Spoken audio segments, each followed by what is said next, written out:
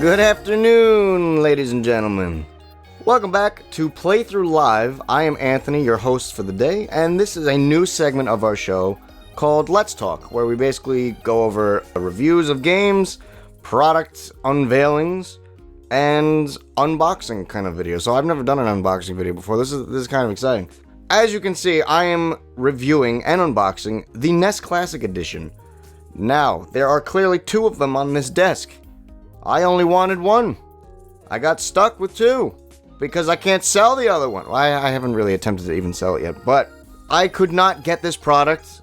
I've been looking since November. This product came out in November. It is now February, and I just got both of them in. Like at the same time. I managed to bid on eBay and get them both for double the price of what they are. They go for $59.99. So $60, it's a steal for what you get in the box. But it's ridiculous it took me this long to actually get it. So, which one should I review? Well, I'm selling one of them and keeping one, so I'm going to keep the one that's got a nicer box, so that one's for me. The box is beautiful. It's pretty much reminiscent of the original Nintendo Entertainment System, which I also have, and I will be comparing it, so stay tuned for that in, later on in a few minutes, I guess. But the box is just, it's very nostalgic, as you can see. I'm going to freeze frame these so you can kind of read it or whatever you got to do with it. NES console. It's a retro blast from the past with the return of the all-time fan favorite Nintendo Entertainment System. Blah, blah, blah. You can read that. On the side there, you got the NES Classic controller. I haven't actually opened this yet, so I have no idea what to expect. And then you got on the back all 30 games that it comes with. There is a way to add more games, which I will be doing for my personal one. Maybe I'll make a video on that if it's requested. It probably won't be, but hey. So you got, Super Mario Bros. 3. All Super Mario Bros. Are included. Mega Man 2, Final Fantasy, Castlevania, the Donkey Kong Arcade, Pac-Man. And they couldn't really put all the other stuff, like, the Disney stuff, just due to licensing.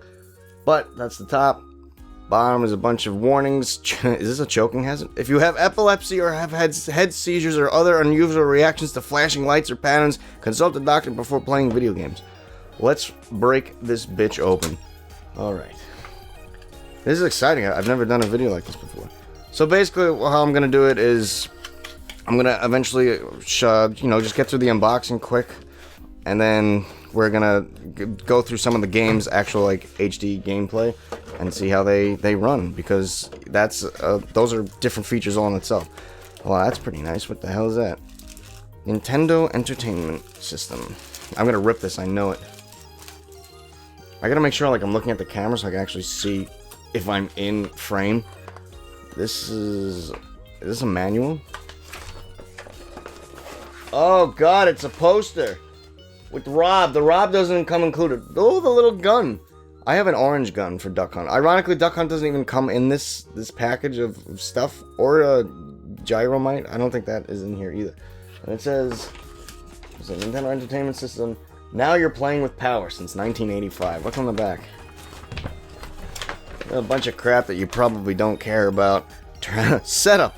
Turn on the system. That's what it says right there. Setup, turn on the system. I imagine it's fairly easy to plug in. It's pretty much a plug and play. And that's what I think Nintendo really should... Nintendo should go back into doing, is just plug and play stuff. I got so many devices with Netflix and all this extra crap that I don't even use. It's just pointless. I like a game that's plug and play. So this was a steal. For $60, you get 30 games. What is it? Oh, I'm not supposed to show that part. So anyway, let's get to the actual console itself. What is it? Oh, that's the remote. Nice. With the short wire. It is an extremely short wire. Wow, this looks really amazing. This is basically, it looks exactly the same as the actual Nintendo Entertainment System remote. Buttons feel great. And it's not faded like mine, so that's a win too. The only issue is the wire is extremely short. So, HDMI cable into the NES Classic, and then the remote into the NES Classic itself. So it's very short. So I don't know why they couldn't just do a Bluetooth type of thing. You can't, obviously. It looks fairly long right now, don't it? But it's not really that long. It's maybe a little more than actually, that's probably 2 feet. It's probably got 2 feet. 2-foot cord. Power block, I would presume. Where the hell's the wire for it? Don't know. Oh, it's so cute and petite. I love it. This is real. This thing looks like something you get out of a Happy Meal. Look how tiny. I wasn't expecting this to be that tiny. Wow. I mean, even the box itself that it came in, I thought it looks so much bigger when you actually look at it from like online. But as you can see, it's pretty replicated very nicely. I mean, they got everything like down to a T. I wish you could open this. It'd be cool if they actually made it so you could play games. Like I know the Sega Genesis, their classic version of this actually has you're able to play the Sega games, which I bought it for my brother. I don't know if he played it yet, but and then basically you just get a bunch of other stuff in here. So, oh sweet, I needed another HDMI cable. Awesome! You can never have too many HDMI cables, people. Never. And then just I guess this is a micro USB plug. It's very simple to plug in. Oh, nice. I'm just gonna real quick compare it to the actual NES itself. Alright, so there you have it. That is the 1985 Nintendo Entertainment System and the NES Classic. And it's so cute. It's like looking at an F-350 and a Ford Ranger. It's just like, oh, a little bit. Oh my god, the button's pressed too. Oh, that is so cool. Reset, reset, reset. You got the little, you know, I love how they implemented the control stick with you probably can't see that, but you know, you plug in the remotes there, the power buttons, the lights right here, like there. I mean, it's like literally down to a T on how they did this.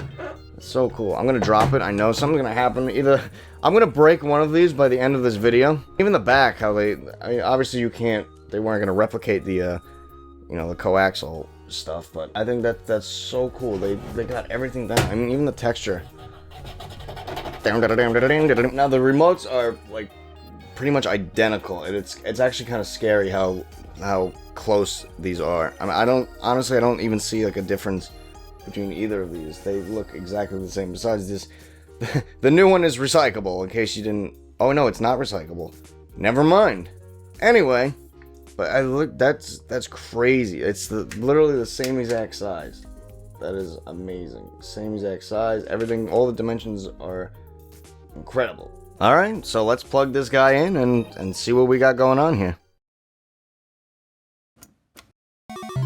The NES Classic opens up with a visually pleasing and organized interface consisting of toggle menus at the top and our 30 games in full HD 60 frames per second, which can be played with the click of a button. Great games like Balloon Fight, The Legend of Zelda, Super Mario Bros. 3, probably the best NES game in my opinion, Metroid, I never actually beat that game. You can even play arcade classics like Pac-Man, Donkey Kong, and Galaga. The emulation on the NES Classic is probably the best Nintendo has ever done out of all their Virtual Console NES games. Bright, vibrant colors and sharp textures with extremely low latency and button input. It feels as if you're playing directly on the 1985 NES itself. The selected list on Nintendo is not shy of paying homage to their original IPs either. The final selection of games is actually really great despite licensing issues with some of the more popular games. Sure, we couldn't get the Mike Tyson's version of Punch-Out, but I'll take that over Ice Climber. Come on, get up on the top. Oh, jeez, no! Don't. Oh! But, as easy as it is to turn on, we can get out of our chairs to reset the console to bring us back to the main menu. I guess that's why they made the controller so damn short. Probably the best feature on the NES Classic is the ability to create suspend points to save your game at any moment. We all know how much it sucked not being able to continue a game right where you left off every time you powered the NES down. Each game gives you 4 different slots. You can lock each save state so you don't accidentally overwrite one. You can move slots around to copy over, or you can just plain delete them by maneuvering over to the trash can. Games can be organized by categories using the select button on the NES controller. Easily find what you're looking for by title, by 2-player games, by recently played, by times played, by release date, and by publisher. Speaking of publishing, let's make our way to the top options where we get a neat feature that allows anyone with a smartphone to scan a QR code to see the original and digital versions of each game's manual. I'm impressed by the little details like this. Also at the top we have our legal notices and copyright information in case anyone wants to sue me for displaying all this information on the internet. Fair use, obviously. Language! Hey, ciao Italiano! Let's play a bubbo babbo! Basic options include toggles for demo mode, which displays demos of the games and cool animations when the system has been sitting for a while. And along with that, we have our auto shutdown and screen burn-in reduction. The coolest feature that you've probably been waiting for is the different display modes. First of them is the CRT filter, which adds scan lines like the old tube TVs from the 80s to properly bring you back in time. Although it can kind of get a little blurry and hurt the eyes, especially in certain games. The next display setting is your basic 4:3 ratio, standard for almost all non-HD games back in the day. And what better way to present this feature than with a comparison of the Nes Classic and original 1985 Super Mario Bros. Don't worry, I didn't forget about that game. So I mean, it's pretty accurate. The only difference I'd say is the color. There's different color correction and tones going on in the Nes Classic Edition. I mean, the sky's a little more purple in that one, as opposed to the 1985 version. But the colors are much more vibrant. And it's pretty much sounds all the same. Everything runs exactly the same, just the analog from 1985 is a little less clear. And the last display mode is Pixel Perfect mode, probably the most anticipated. Complete with superior, precise square pixels, how the games were originally intended to be played, non-stretched. Perfect for your HD TV. So let's compare a game using all three of these filters. We'll get to it, don't worry, wait a minute, just wait. Alright, so now the CRT filter, as I mentioned, is a little more blurry, a little more flashy. You can see the lines kind of flashing across the screen. And the 4:3 and Pixel Perfect are almost identical. Pixel Perfect is a little more brighter, has a little more color and resolution to it, obviously since it's Pixel Perfect. But I personally prefer the 4:3 ratio, just because it's a little bigger and it runs pretty much the same on this console. And that pretty much covers everything on my unboxing and review of the Nes Classic Edition. It really is a cute little device, and it's got so much built into it. All the games that come with it are great. You get 30 games. There is a way to mod it and have more games on it. There is also a way to mod the remote so you don't have to get up and press the reset button all the time, which I will be doing on mine. Maybe I'll make a video on showing how to do all that, but I haven't decided yet. I really think Nintendo hit it out of the park this time around. My only complaint would be that they didn't have enough in stock when they first came out, and still to this day, it's February, almost March actually. But I'm so excited to keep playing more of these games and just bring a little more nostalgia back into my life and see really where it all began with these memorable games. So guys, if you like this video, give it a thumbs up. If you hate it, give it a thumbs down. We're into straight up honest feedback on this PlayThru Live channel. Subscribe to us on YouTube if you want to see more content like this, including more Let's Talks, Let's Plays, co-plays, and battling it out in a versus mode. At this point in time, the Nintendo Switch is coming out. We will definitely be doing an unboxing of that and a possible Let's Talk discussion with my co-hosts, Danny and Jeff. Like us and follow us on Twitter and Facebook at PlayThru Live for both. Check out our Instagram at PlayThru Live for up-to-date photos of our progress and what we've been doing. So until next time, guys, game on. We'll see you in the next one. Take care.